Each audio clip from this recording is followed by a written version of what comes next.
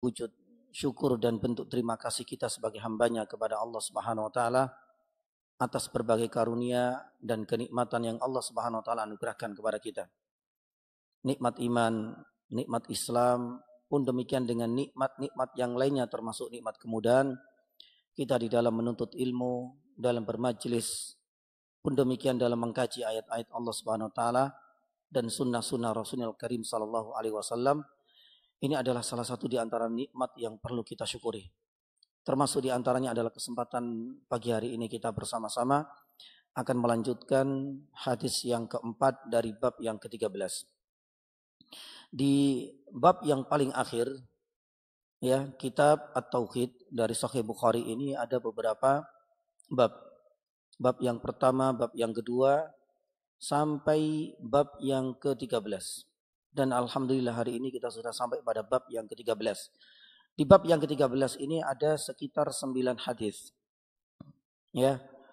Hadis yang pertama 2 pekan yang lalu sudah kita tuntaskan. Hadis yang kedua dan hadis yang ketiga sudah kita jelaskan pula pada pekan yang lalu. Adapun hari ini kita akan lanjut pada hadis yang keempat.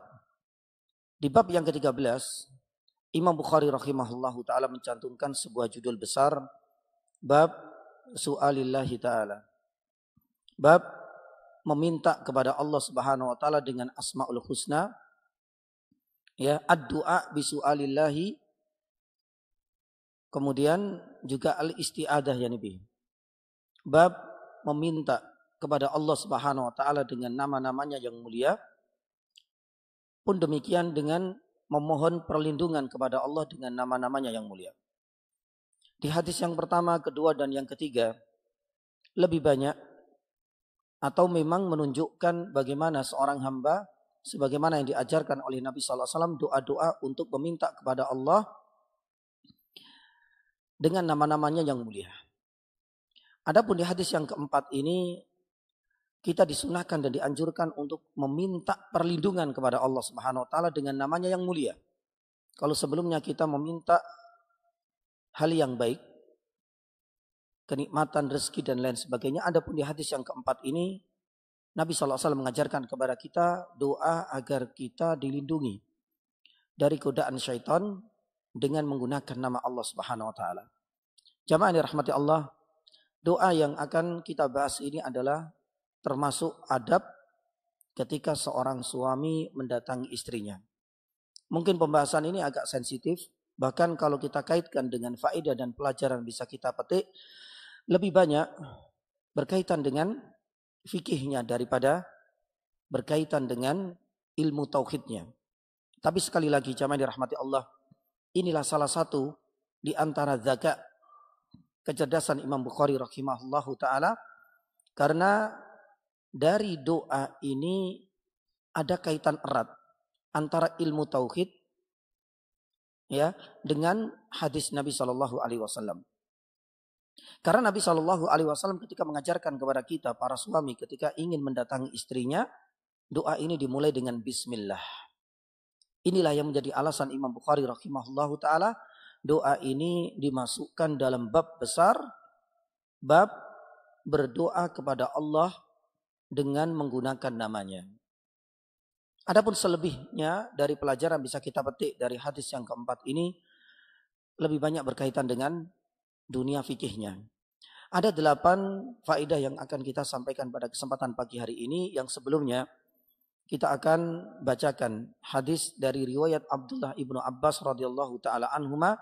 Ia berkata, qala Rasulullah sallallahu alaihi wasallam, Nabi sallallahu alaihi wasallam bersabda, "Lau anna ahadukum idza arada ay ya'tiya ahlahu." Seandainya salah satu di antara kalian, hadis ini ditujukan kepada para suami. Idza arada ay ya'tiya ahlahu, ketika ingin mendatangi istrinya. Para ulama sepakat bahwasanya kalimat dan ibarah ini adalah arti kiasan dari al-jima', maaf, atau berhubungan intim. Bukan sekedar mendatangi istrinya ketika ia ingin menjemput istrinya mungkin, atau mungkin barangkali mendatangi istrinya setelah ia bepergian jauh, tidak. Tapi ini mengandung arti kiasan. Para ulama sepakat kinayatun anil jima'. Maka ketika seseorang, artinya suami ingin berhubungan intim dengan istrinya, faqala, Nabi SAW menganjurkan kita untuk berdoa bismillah. Ya, kalimat inilah sekali lagi menjadi dalil kenapa Imam Bukhari rahimahullah taala mencantumkan hadis ini di bawah bab besar berdoa dengan menggunakan nama Allah Subhanahu wa taala atau meminta perlindungan kepada Allah dengan nama-namanya yang mulia. Bismillah, Allahumma jannibna syaitan wa jannibis syaitana ma razaqtana. Doa ini sangat masyhur, terutama bagi yang sudah berkeluarga. Tapi yang masih jomblo nggak ada masalah. Yang penting sudah punya bekal, punya hafalan doanya. Bismillah atas nama Allah dengan menyebut nama Allah Subhanahu wa taala. Allahumma ya Rabb, ya Allah, jannibna syaitan, jauhkanlah kami. Lah ini menjadi petunjuk yakni bahwasanya memang mendatangi istrinya ini menunjukkan kinayah arti kiasan dari jima'. Jauhkanlah kami, saya sebagai suami dan istri saya dari godaan syaitan. Wajinibis syaitana ma razaqtana. Ketika kita memohon perlindungan kepada Allah Subhanahu wa taala dari godaan syaitan ketika sedang berhubungan badan, maupun dijauhkan syaitan agar tidak mengganggu dan membahayakan apa yang telah Engkau berikan rezeki kepada kami. Ini isyarat jangan sampai Engkau ya Rabb mengganggu mulai dari proses jima hingga kelak nantinya sampai anak ini lahir. Ini adalah bagian dari usaha kita lewat doa-doa. Sebagaimana tatkala kita juga berdoa untuk memohon perlindungan kepada Allah Subhanahu wa taala dari gangguan syaitan dalam kondisi apapun. Ya, sebagaimana kita memohon a'udzu bikalimatillah ya min syarri ma khalaq. Ini adalah doa-doa perlindungan kepada Allah Subhanahu wa taala agar benar-benar kita mendapatkan jaminan keamanan dari gangguan dan godaan yakni syaitan. Kemudian Nabi SAW menutup hadis ini. Fa innahu in yuqaddar bainahuma waladun fi dzalik lam yadurruhu syaitanu abadan. Seandainya Allah Subhanahu wa taala kelak mentakdirkan setelah doa ini dibacakan, kemudian Allah Subhanahu wa taala mengaruniakan rezeki yaitu anak, laki maupun perempuan, lam yadurru syaitan. Dengan doa ini insyaallah syaitan itu tidak akan mampu untuk mengganggunya selamanya. Nah, ini yang kemudian menyimpan banyak sekali pelajaran dan faedah yang berkaitan dengan dunia fikih daripada pelajaran tentang tauhid. Tapi gak ada masalah. Ya, kita akan sebutkan yakni pula beberapa faedah yang berkaitan dengan tauhidnya atau akidahnya karena memang hadis ini dicantumkan oleh Imam Bukhari dalam bab besar Kitabut Tauhid. Jamaah dirahmati Allah Subhanahu wa taala, ada 8 faedah yang akan kita sampaikan. Yang pertama, kita akan menyebutkan ya tentang biografi, tapi biografi ini kita tidak masukkan karena Ibnu Abbas radhiyallahu taala anhuma biografinya sering kali kita sebutkan. Dari hadis-hadis yang sudah kita jelaskan, beliau berulang kali menjadi perawi dalam Kitabut Tauhid ini. Akan tetapi jamaah dirahmati Allah Subhanahu wa taala, hal yang pertama yang ingin kita sampaikan itu adalah hadis ini ya menunjukkan bentuk kita berdoa dengan nama Allah Subhanahu wa taala. Makanya Syekh Hunaiman ketika menjelaskan, beliau mengatakan hadal hadis nau'un akhar minad du'a billah. Ini yang nanti kita akan sampaikan. Hadis ini menunjukkan ya salah satu bentuk kita berdoa kepada Allah Subhanahu wa taala dengan nama Allah. Adapun permintaan dalam doa kita itu adalah meminta perlindungan dari gangguan syaitan. Yang kedua nanti kita akan sampaikan jamaah dirahmati Allah ya, tafsir dari syaitan di sini. Siapakah syaitan ini? Nanti kita akan sampaikan pendapat dari Syekh bin Baz rahimahullah taala. Yang ketiga nanti kita akan sampaikan tafsir dari lam yadurru syaitanu abadan. Syaitan itu tidak akan mampu mengganggu, membahayakan anak ketika orang tua membaca doa ini dalam ya jimaknya. Apa tafsir dari kalimat lam yadurus syaitanu abadan. Apakah ini adalah jaminan 100%?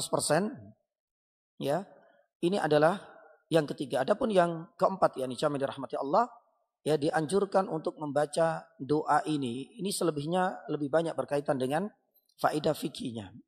Dianjurkan bagi orang tua untuk membaca doa ini. Yang kelima, nanti kita akan sampaikan apakah ada konsekuensi kalau seandainya orang tua lupa membaca doa ini. Apakah syaitan ikut serta di saat ya suami dan istri itu berhubungan intim, maka syaitan ikut serta di dalam proses ini dan apakah hal ini menyebabkan kelak nanti anak yang lahir itu menjadi durhaka misalnya kalau seandainya orang tuanya lupa atau tidak membaca doa seperti ini. Ini yang kelima. Yang keenam, apakah doa ini hanya dikhususkan bagi para suami? Kalau kita melihat kepada zahirnya, lau anna ahadakum idza arada ayyatiya ahla. Memang seakan-akan ada isyarat bahwasanya doa ini ditujukan kepada suami. Tapi apakah hal ini juga disyariatkan bagi seorang istri untuk membaca? Kemudian yang ketujuh, yang sebelum terakhir, kita ambil faedah dari Syekh Utsaimin rahimahullah ta'ala. Apakah dianjurkan pula membaca doa?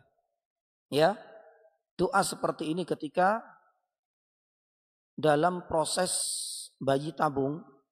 Ya ini subhanallah. Ya ini adalah salah satu di antara apa? Di antara fikih kontemporer. Syekh Utsaimin menyisipkan masalah ini. Ya, apakah memang ada anjuran membaca doa seandainya seorang suami ya ingin mendapatkan anak tapi lewat jalur talkhih sinai yang kita kenal dengan bayi tabung. Tentu nanti ada pembahasan lebih khusus, tapi kita akan jawab secara global ya ini saja. Dan yang terakhir, ini juga kita ambil dari faedah yang ke-8 dari Syekh Utsaimin rahimahullah ta'ala. Ya, seandainya istri kita sudah hamil, berarti ada janin. Insya Allah kelak akan lahir. Terutama sudah mendekati HPL misalnya. Pertanyaannya, apakah masih disunahkan untuk membaca doa ini? Karena kalau kita kaitkan dengan ya faedah membaca doa ini, kata Nabi SAW di akhir, lam yadur syaitanu abadan. Syaitan itu tidak akan mengganggu, tidak akan membahayakan. Berarti seakan-akan ada isyarat doa ini menunjukkan syaitan tak akan ikut serta dalam proses jima. Tapi kalau seandainya sudah ada janinnya, apakah masih dianjurkan? Kan sudah jelas. Sudah ada janinnya, apalagi sudah masa-masa HPL. Apakah masih dianjurkan untuk membaca doa ini ketika seorang suami mendatangi istrinya di saat istrinya sedang hamil? Ini pun faedah fikih yang disebutkan oleh Imam Al-Utsaimin rahimahullah ta'ala. Nah, 8 faedah ini kita akan jelaskan, mudah-mudahan tuntas bisa kita sampaikan pada hari ini. Yang pertama, jamaah rahmati Allah. Hadis ini menunjukkan salah satu bentuk kita berdoa kepada Allah Subhanahu wa taala dengan namanya. Hal ini ditunjukkan dengan lafaz bismillah di awal doa ini. Bismillah Allahumma jannibna syaitan wa jannibna syaitana ma razaqtana. Oleh karenanya para ulama menyebutkan bahkan tidak hanya di dalam bismillah ketika seorang suami ingin mendatangi istrinya. Bismillah ya ketika kita mau masuk WC. Bismillah ketika kita mau masuk masjid. Bismillah ya ketika kita melepas pakaian. Semua bacaan yakni bismillah. Kalau dikaitkan dalam ilmu tauhid itu ada 2 makna. Yang pertama ya abidun bihadzal dzikr. Sebagai bentuk ibadah lewat doa dengan zikir ini. Karena memang ini adalah anjuran dari Allah Subhanahu wa taala. Makanya Allah Subhanahu wa taala berfirman dalam surat Al-A'raf ayat 180, walillahil asmaul husna fad'uhu biha. Allah Subhanahu wa taala punya nama-namanya yang mulia. Fad'uhu biha. Maka doalah dengan nama-nama tersebut. Maka ketika kita membaca bismillah dalam kondisi apapun sebagaimana yang dianjurkan oleh Nabi SAW, salah satunya ketika seorang suami mendatangi istrinya, ini adalah sebagai bentuk kita beribadah. Dan ibadah, sebagaimana Syekhul Islam Ibnu Taimiyah mengatakan, ismun jami'un likulli ma yuhibbu wa la yardah. Ya, minal aqwal wal af'al adh-dhahira wal batinah. Jadi ibadah itu adalah satu nama yang sangat kompleks, cakupannya sangat luas, mencakup apapun yang bisa mendatangkan keridhaan, kecintaan Allah berupa ucapan maupun perbuatan yang nampak maupun yang tidak nampak. Maka di antara sekian banyak bentuk ibadah itu adalah doa. Nah di sini doa yang diajarkan oleh Nabi Shallallahu Alaihi Wasallam ya termasuk bagian dari bentuk yakni ibadah. Bahkan di saat kita berdoa jamaah dirahmati Allah itu adalah bentuk ibadah yang paling mulia, yang paling agung. Makanya Nabi Shallallahu Alaihi Wasallam pernah bersabda, ad-du'a'u huwal ibadah.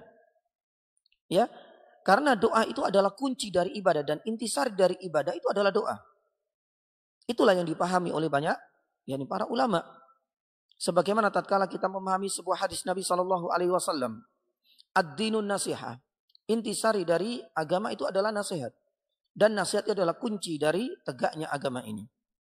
Sebagaimana tatkala kita memahami sabda Nabi Shallallahu Alaihi Wasallam, al-hajju arafah, manasik haji ini banyak sekali. Ada sa'i, ada tawaf, pun demikian ada wukuf, pun demikian dengan mabit di Musdalifah sampai ada tawaf ifadah. Tapi intisari dari haji itu adalah arafah. Pun demikian kita memahami ad-du'a'u huwal ibadah. Doa itu adalah intisari dari ibadah. Kenapa demikian jemaah?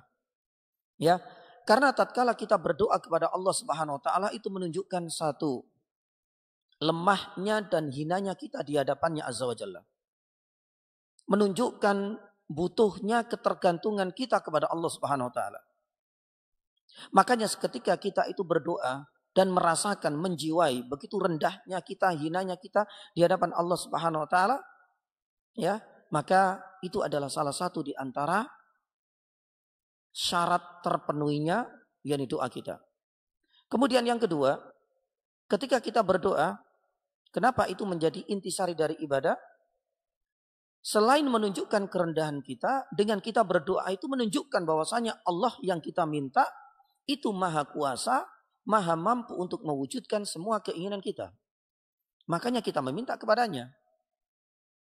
Oleh karenanya jamaah dirahmati Allah, para ulama banyak yang mengatakan bahwasanya ya, kesyirikan terbesar ya yang terjadi pada umat ini adalah kesyirikan di dalam berdoa kepada selain Allah. Karena intisari dari ibadah itu adalah berdoa. Maka ketika seorang hamba meminta kepada selain Allah, ini menjadi salah satu di antara kesyirikan terbesar yang terjadi pada hamba. Nah, jamaah dirahmati Allah, ini adalah fungsi yang pertama. Tujuan dengan kita mengucapkan bismillah itu sebagai bentuk ibadah. Ya, sebagaimana surat Al-A'raf ayat 180 tadi. Adapun tujuan kita yang kedua, ya, dengan kita membaca bismillah itu sebagai bentuk tabarruk. Mutabarrikun bihadzal dzikr. Kita ingin mendapatkan, kita ingin meraih keberkahan dengan menyebut nama Allah Subhanahu wa ta'ala. Karena nama Allah Subhanahu wa ta'ala itu penuh dengan keberkahan. Maka tatkala kita membaca bismillah dalam kondisi apapun yang dianjurkan oleh Nabi Shallallahu Alaihi Wasallam, ingatlah ya, ini adalah bentuk ibadah kepada Allah lewat doa. Dan yang kedua, ingatlah dengan kita membaca bismillah itu berharap bisa mendapatkan keberkahan dengan menyebut nama Allah Subhanahu wa taala. Ini adalah faedah yang pertama. Faedah yang kedua, jamaah dirahmati Allah Subhanahu wa taala, definisi dari syaitan. Siapakah syaitan ini? Kalau kita baca ya, Syekh Utsaimin, salah satunya juga Syekh bin Bas, kita mengutip dari fatwanya Syekh bin Bas rahimahullahu taala. Beliau pernah ditanya dalam salah satu fatwanya, siapakah syaitan? Ya, syaitan beliau mengatakan itu adalah mutamarrid minal jin dan mutamarrid minal ins. Jadi sejatinya disebut syaitan itu karena suka membangkang. Dan syaitan ini adalah sifat baik untuk bangsa jin maupun untuk bangsa manusia. Makanya beliau mengutip firman Allah Subhanahu wa taala dalam surat Al-An'am ayat 112. Wa kadzalika ja'alna likulli nabiyyin aduwan syayatinal insi wal jin. Allah Subhanahu wa taala telah menjadikan dan telah menetapkan setiap para nabi itu pasti ada musuhnya.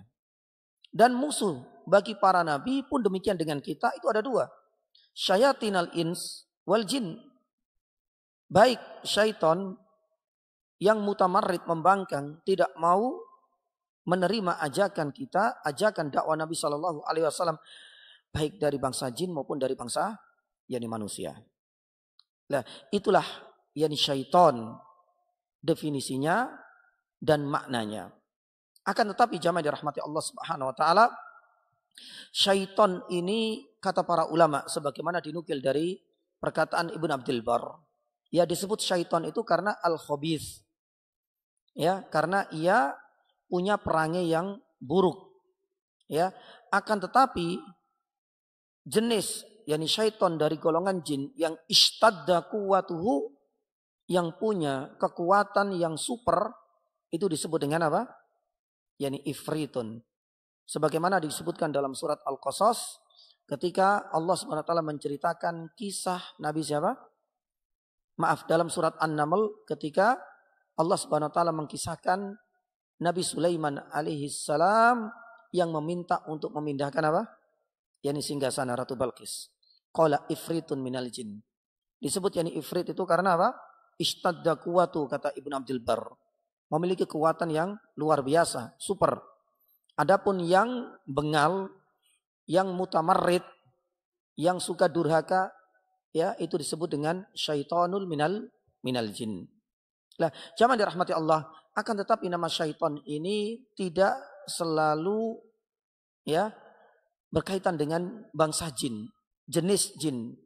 Tapi kadangkala syaitan itu merujuk kepada hakikat, bukan sifat ini saja. Kalau kita baca di awal-awal surat Baqarah pun demikian, di surat Al-A'raf kita akan jumpai kisah Nabi Adam alaihissalam.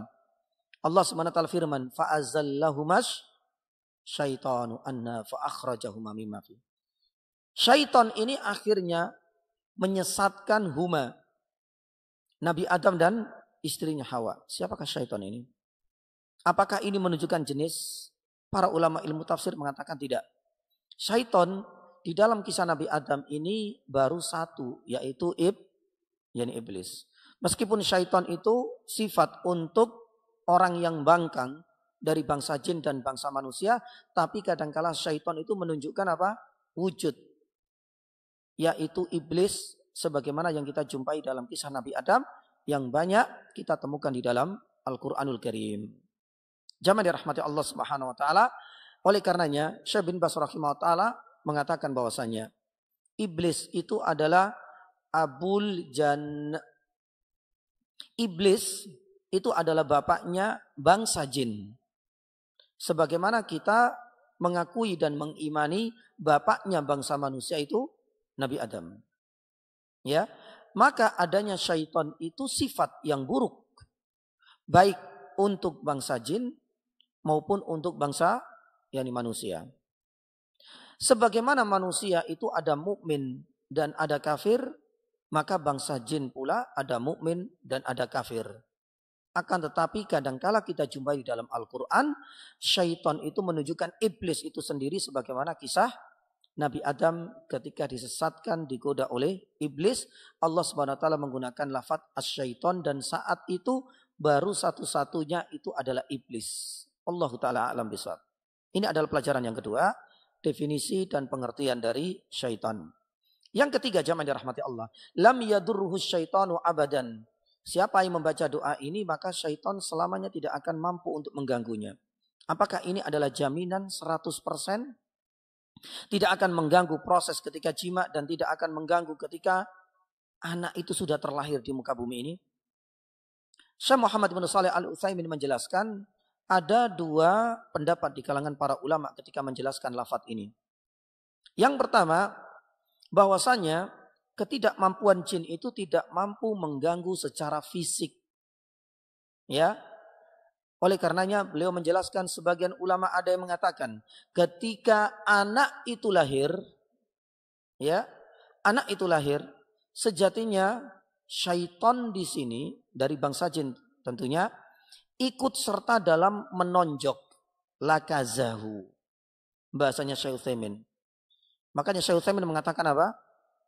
Seringkali, dan memang itu menjadi sunatullah memang. Tapi kata Syekh Utsaimin, itu juga ada peran syayatinul jin untuk menonjok, untuk meninju, untuk menekan yani bayi itu yang akhirnya kemudian ya seringkali, dan itu yang paling sering, bayi ketika lahir itu menangis, berteriak. Kata Syekh Utsaimin rahimahullah taala, ya, ini juga punya peran dari syaitan untuk mengganggu apa? Yani manusia ketika baru lahir. Apalagi dalam proses-proses yani selanjutnya. Oleh karenanya di dalam hadis yang lain Nabi SAW yani pernah bersabda, yang intisarinya terkadang tangisan anak tidak hanya seketika lahir. Entah tangisan bayi di saat-saat ibunya mungkin orang tuanya sedang beribadah, itu tidak selamanya karena faktor lapar. Tidak selamanya karena disebabkan ya haus. Tapi kadangkala itu adalah bagian dari apa? Gangguan syayatinul jin agar orang tuanya lalai dan melupakan ibadah kepada Allah Subhanahu wa taala. Makanya kita harus memperbanyak berdoa kepada Allah Subhanahu wa taala, memohon perlindungan agar dijauhkan anak-anak kita, terutama bayi atau anak-anak yang belum baligh. Anak-anak yang belum bisa membaca doa. Sebagaimana Nabi SAW mengajarkan kepada Hasan dan Husain. Ya, Rasulullah SAW pernah bersabda agar kita berdoa, mendoakan ya anak kita saat itu yang jadikan sebagai contoh itu adalah Hasan dan Husain. Dan doa ini juga dibacakan oleh Nabi Ibrahim kepada kedua putranya, yaitu Ismail dan Ishak. Ya, u'idzukuma. Itu adalah doanya Nabi SAW kepada Hasan dan Husain. Ini tergantung. Kalau anak kita dua ya u'idzukumah. Anak kita banyak u'idzukum. Kalau seandainya enggak ada ya u'idzuhum. Artinya tinggal diganti domirnya saja atau kata gantinya. Kebetulan saat itu memang ditujukan kepada Hasan dan Husain cucunya. U'idzukumah. Min kulli syaitanin wa hamma wa min kulli ainin lammah. Nabi SAW menyadari bahwasanya Hasan Husain masih kecil. Rentan sekali diganggu oleh syaitan. Dan ia tidak bisa untuk melindungi dirinya sendiri, membentengi dirinya dari gangguan syaitan. Maka disinilah peran. Terutama bagi ayah, bagi ibu, bagi orang tua, bagi kakek, bagi siapapun kaum muslimin.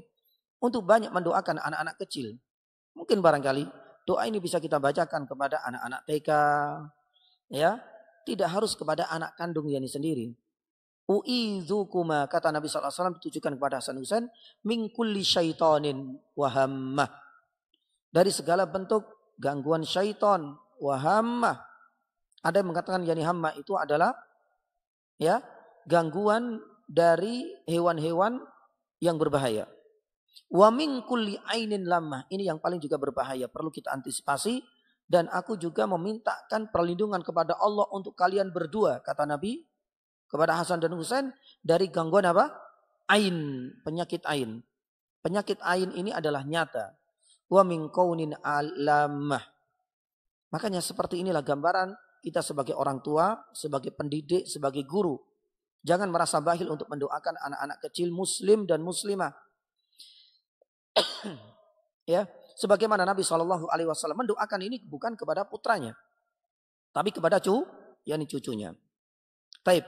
Kata Syekh Utsaimin rahimahullah taala, ini adalah ya makna yang pertama, lam yadurus syaitanu yani abadan. Ya. Kata Syekh Utsaimin, syaitan itu secara fisik tidak akan bisa mengganggu yani manusia. Tapi sebagian ulama yang lain mengatakan bahwasanya gangguan syaitan ini tidak hanya secara fisik. Tidak hanya menyebabkan anak yang baru lahir nangis atau mungkin barangkali terjatuh, tapi ya bisa jadi gangguan ini secara batin, mengganggu hatinya, menyesatkan manusia. Oleh karenanya Qadhi Iyad rahimahullah ta'ala sebagaimana dinukilkan oleh Imam Nawawi rahimahullah ta'ala, makna yang kedua ini lebih kompleks dan lebih umum, dan ini adalah pendapat yang lebih mendekati kebenaran.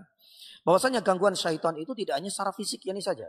Bisa jadi gangguan syaitan dari wujud yani jin terutama itu dalam bentuk menyesatkan manusia, mengalihkan orientasi hatinya dari beribadah kepada Allah untuk memalingkan beribadah kepada selain Allah Subhanahu wa taala. Baik, jamaah dirahmati Allah Subhanahu wa taala, ini adalah pengertian pun demikian tafsir dari lam yadurrus syaitan. Tapi catatan terakhir dari Syekh Utsaimin ketika menjelaskan ini semua adalah sebab. Meskipun di sini Nabi SAW mengatakan abadan, itu bukan selamanya yang menunjukkan pasti. Tapi ini menunjukkan sebab. Ya, bagaimana syaitan itu Masya Allah luar biasa sekali. Karena mereka itu diciptakan tidak punya tugas. Job disk-nya cuma satu tok, mengganggu manusia. Beda dengan manusia. Manusia beribadah kepada Allah. Punya kewajiban kalau seandainya berkeluarga untuk mencari nafkah, mendidik anak-anaknya. Jobnya banyak.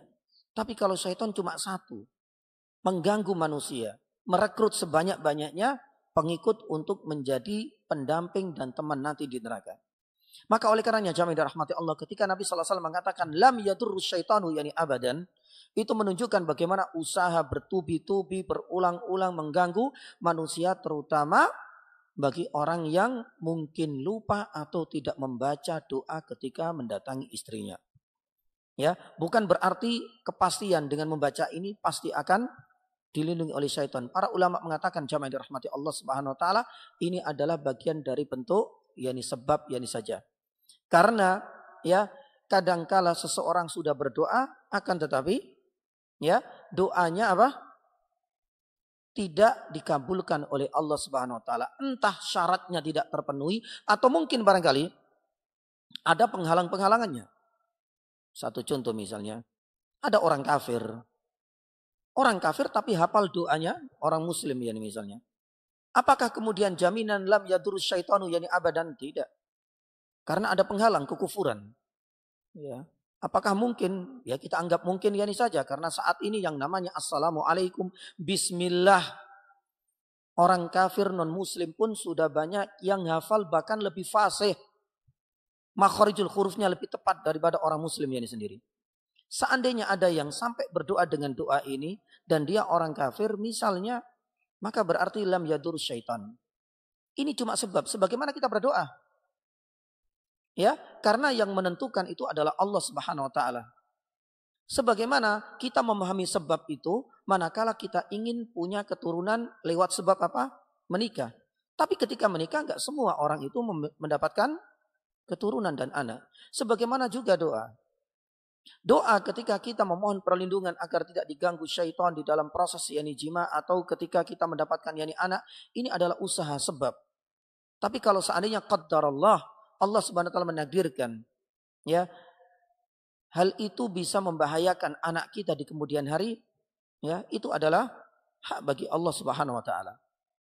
Taib, ini yang ketiga. Adapun yang keempat yani jamaah dirahmati Allah Subhanahu wa taala.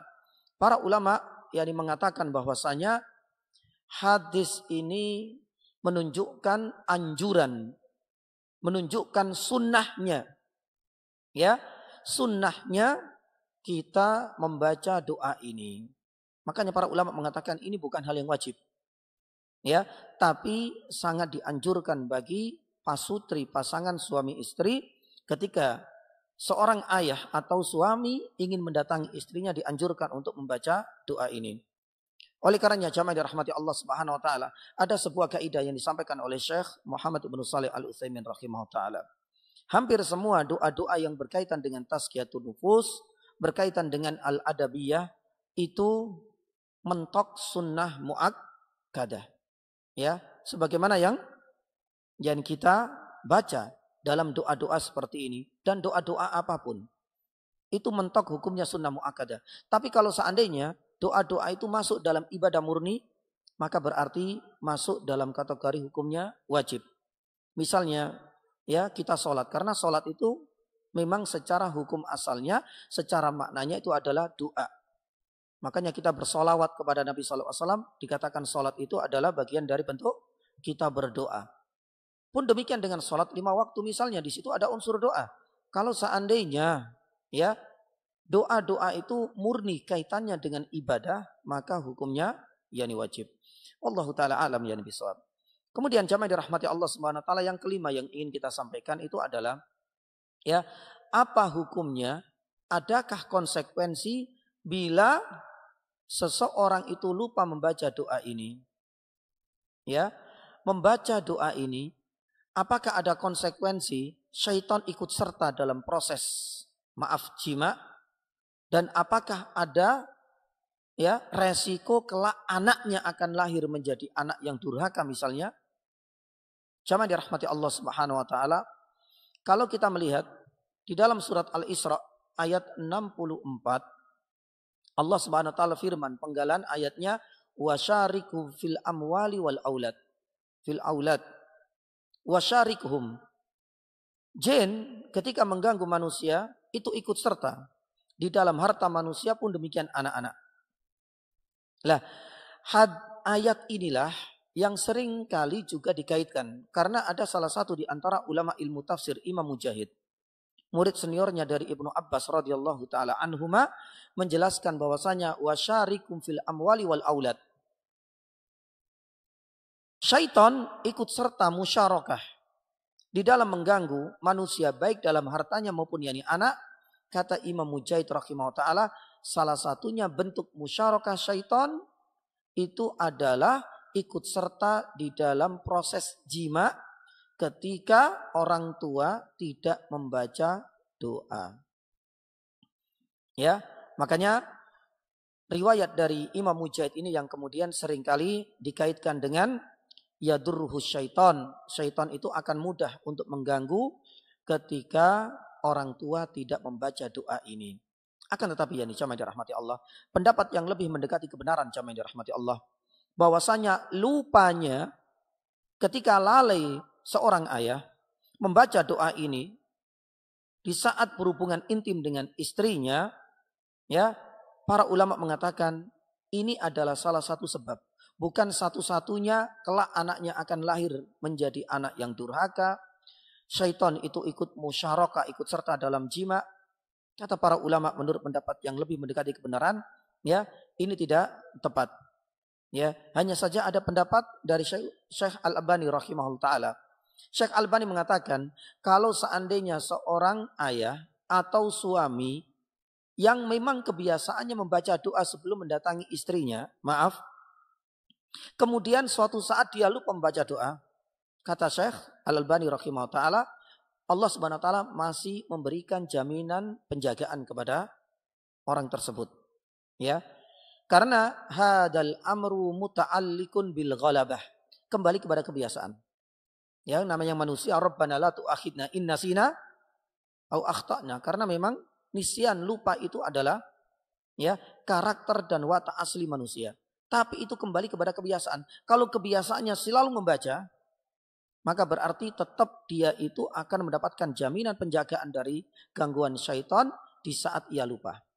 Tapi kata Syekh Al-Albani rahimahullah taala, seandainya ia tidak pernah membaca sama sekali, ya, kemudian dia merasa dirinya lupa untuk membaca, maka kata Syekh Al-Albani rahimahullah taala ini tidak termasuk dari pengecualian.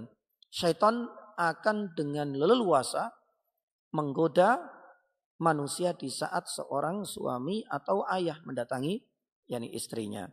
Akan tetapi para ulama lebih condong, dan ini adalah pendapat yakni jumhur yakni para ulama yakni jamaah dirahmati Allah, ini tidak ada kaitannya dengan orang yang lupa membaca doa kelak anaknya akan cacat, anaknya akan menjadi durhaka, tidak, atau syaitan ikut serta. Para ulama mengatakan yakni tidak. Ya, ini hanya sebagai bentuk antisipasi yakni kita saja. Karena kedurhakaan anak yakni jamaah dirahmati Allah itu bisa diantisipasi tidak hanya lewat doa-doa ini, hanya sebab. Ya. Ini adalah sebab bagaimana kita ingin dengan doa ini syaitan tidak mengganggu anak-anak kita nantinya agar anak-anak kita menjadi soleh dan soleha. Ini salah satu sebab. Akan tetapi untuk menciptakan generasi yang soleh dan soleha itu masih banyak sebab-sebab yang lain. Salah satunya apa ya nih jamaah? Para ulama ya dengan mengutip firman Allah Subhanahu wa taala di dalam surat Al-Kahfi ayat 82. Ketika bercerita tentang Nabi Khidir dengan Nabi siapa? Nabi Musa. Ada 3 kisah. Dan jawaban dari Nabi Khidir untuk kisah yang ketiga, wa ammal jidaru dalam surat Al-Kahfi ayat 82. Wa ammal jidaru fakana li ghulamaini yatimaini fil madinati wa kana tatau kanzul lauma wa kana abuhuma sholihah. Para ulama mengatakan untuk menciptakan generasi anak yang soleh-soleh salah satunya kembali kepada diri kita sebagai seorang ayah untuk memperbaiki nilai dan value ya keikhlasan, ketakwaan, keimanan kita. Karena itu adalah jaminan. Makanya para ulama ketika menjelaskan ayat ini luar biasa sekali. Ya, kenapa demikian? Ternyata kesolehan kita itu tidak akan sia-sia sebagai seorang ayah. Kesolehan yani kita itulah yang akan mendapatkan ya jaminan untuk keberlangsungan masa depan anak-anak kita. Itulah yang menjadi alasan kenapa ketika Nabi Khidir menolong 2 anak yatim, kemudian jawabannya disangkut pautkan dengan wa kana abuhuma sholihah. Apa kaitannya? Korelasinya hubungannya sangat erat. Kesolehan seorang ayah itu akan menjadi jaminan Allah akan memberikan perlindungan kepada anak dan generasi selanjutnya, Masya Allah. Oleh karenanya disebutkan dalam banyak riwayat. Salah satunya dari Abdullah ibnu Mas'ud radhiyallahu taala anhu. Yang lain dari seorang tabi'in Sa'id ibnu al-Musayyib. Ketika di pertengahan malam mendapati anaknya tertidur pulas, beliau mengatakan apa? Li ajlika usolli. Setiap kali dia ingin menambah jumlah rakaat yani sholatnya, yang selalu diingat adalah anaknya. Ketika yani capek, dia berusaha untuk menambah jumlah rakaat sholat malamnya. Sembari mengatakan li ajlika, saya sholat untuk menjaga kesolehanku ini adalah demi keberlangsungan dan masa depan anakku. Engkau wahai anakku. Itu dalam riwayat yang dinisbatkan kepada Abdullah bin Mas'ud. Makanya jamaah dirahmati Allah Subhanahu wa taala, sebab untuk mencetak anak-anak yang soleh dan soleha itu banyak. Mungkin proses awalnya lewat doa. Tapi ini bukan satu-satunya.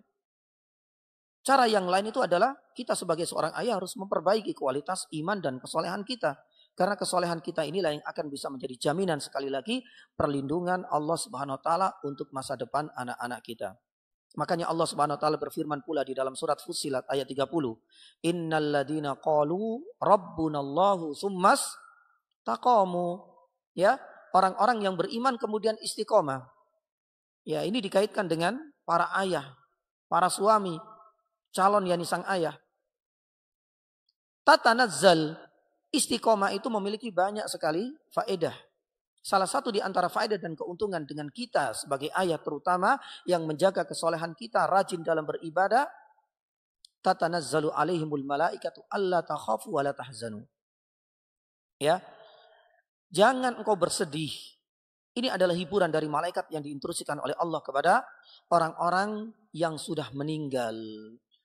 Ketika mereka di dunia istiqomah di dalam menjalankan ketaatan, malaikat ini akan menghibur. Engkau enggak usah takut. Dan jangan engkau bersedih. Para ulama ilmu tafsir, salah satunya Ibnu Abbas radhiyallahu taala anhu mengatakan apa? Apa bedanya antara rasa takut yang dinafikan dengan rasa sedih yang dihilangkan?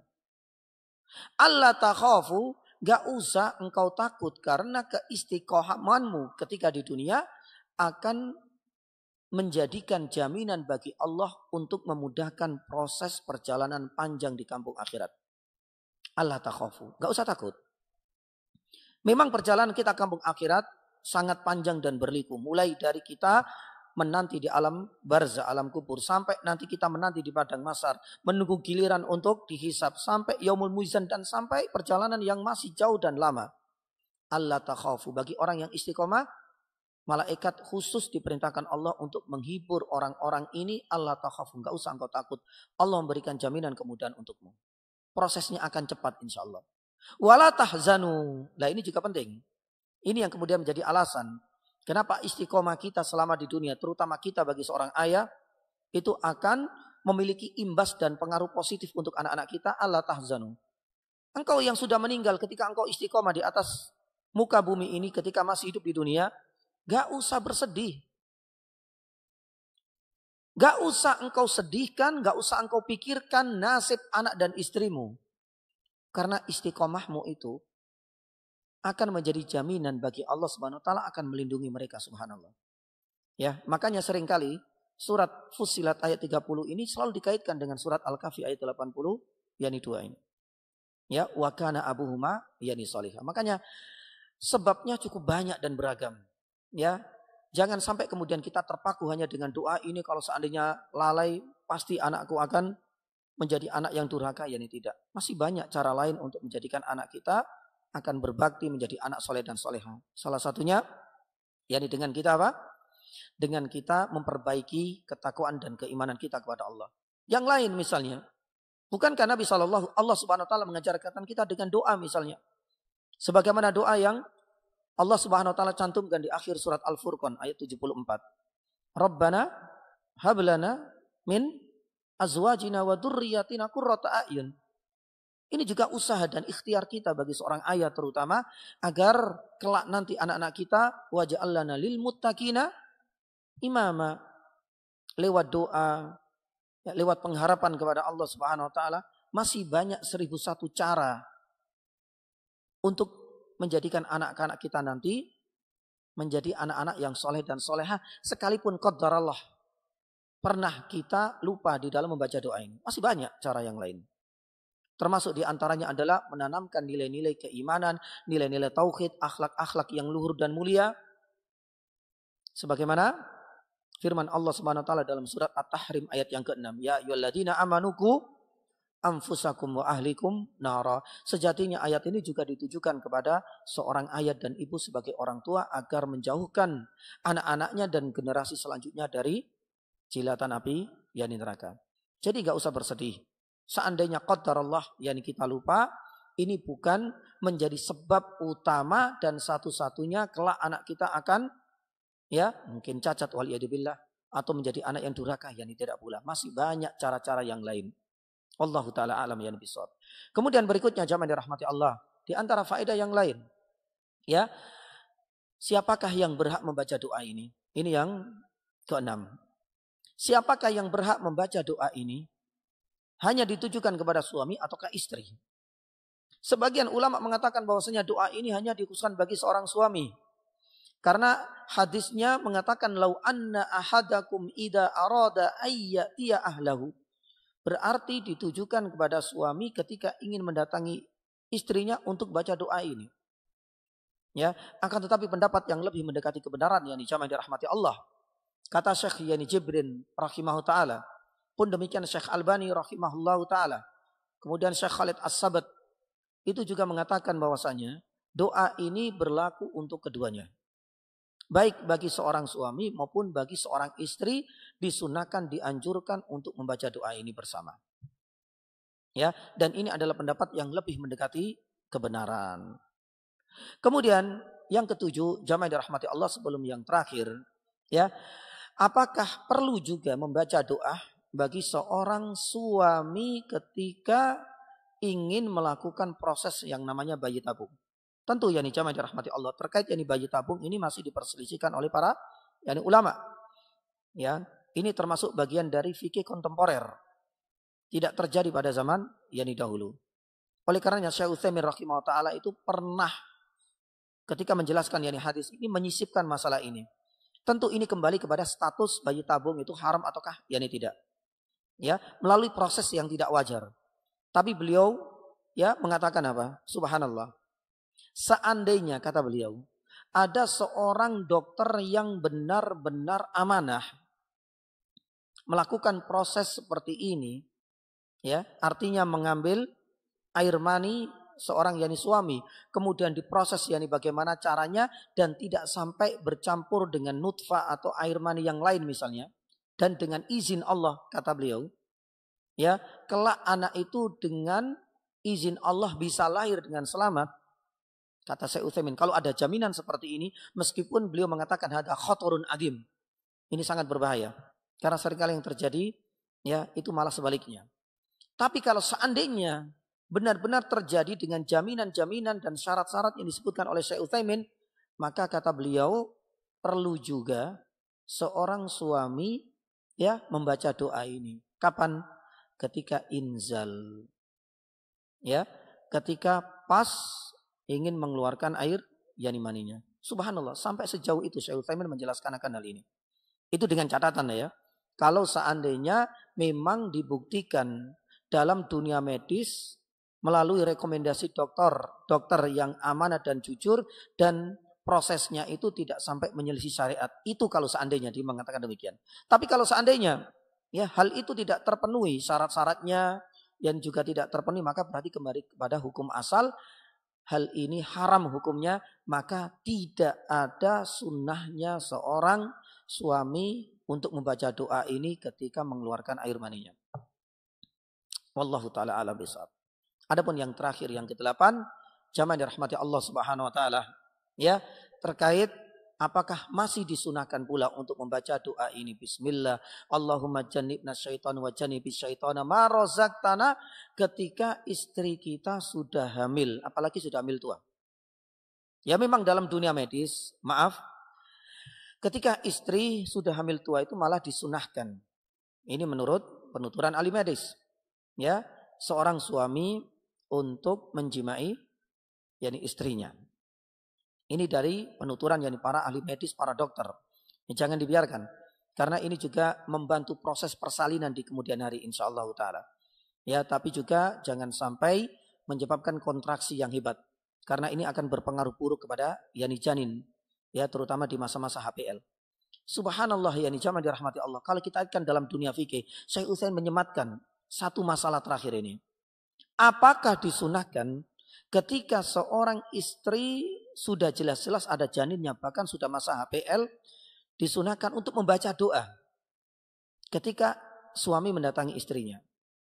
Ya, kata Syekh Utsaimin rahimahullah taala, bahkan afdol. Lebih afdol untuk tetap membaca. Kenapa beliau mengatakan yang demikian?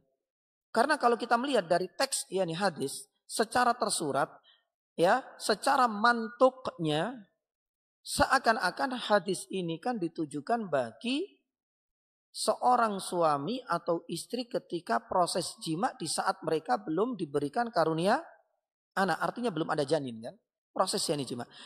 Makanya kemudian Nabi SAW mengatakan apa? In yuqaddar bainahuma waladun fi dzalik. Ya, kelak ketika setelah doa ini dibaca, tiba-tiba kemudian Allah Subhanahu wa taala pastikan ada janin di dalam rahim sang istri, maka lam yadurus syaitanu abadan. Itu yang sebenarnya bisa kita fahami dari teks yakni hadis. Makanya sebagian ulama mengatakan memang tidak perlu untuk membaca doa ini.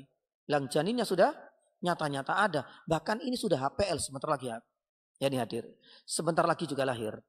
Tapi kata Syekh Utsaimin sebaliknya, tetap ya, baik itu sudah ada janin maupun tidak ada janin, terutama ketika ada janin malah Syekh Utsaimin rahimahullah fal aula al-afdal, lebih utama doa ini tetap dibaca. Dengan mengutip pendapatnya dari dari Imam Ahmad rahimahullah taala. Subhanallah ya.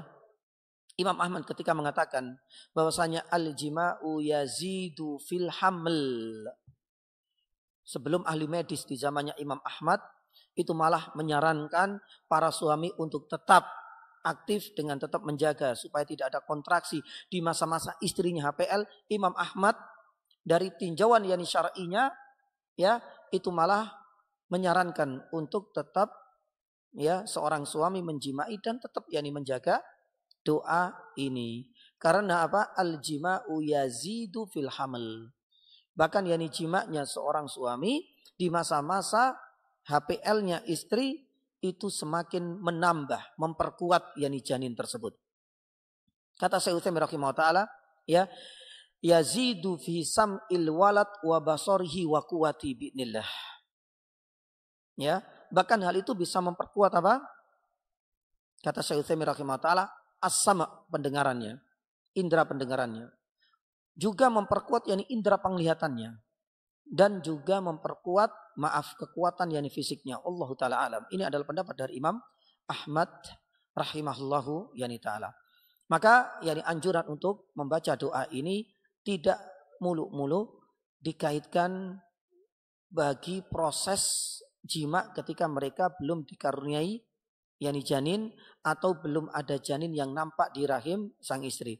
Bahkan ketika sampai di HPL pun dengan mengutip pendapat dari Imam Ahmad kata Syekh Utsaimin rahimahullah taala malah lebih afdol dan tetap dianjurkan untuk membaca yani doa ini ketika yani jima. Wallahu taala alam yani bisawab. Inilah di antara yani 8 faedah yang bisa kita petik dari hadis ini. Memang sedari awal kita sampaikan lebih banyak berkaitan dengan faedah fikihnya daripada yani faedah yang berkaitan dengan ilmu akidahnya. Tapi sekali lagi inilah salah satu keunikan, ya, merupakan juga kecerdasan wala nuzaki ala ahadan.